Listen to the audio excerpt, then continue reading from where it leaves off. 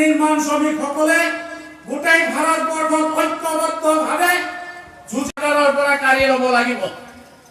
আমি আটাইয়ে জানো যে আজি আমাৰ দেশখনত শ্ৰমিকসকলৰ ঐক্যবদ্ধ হোৱাৰ ক্ষেত্ৰত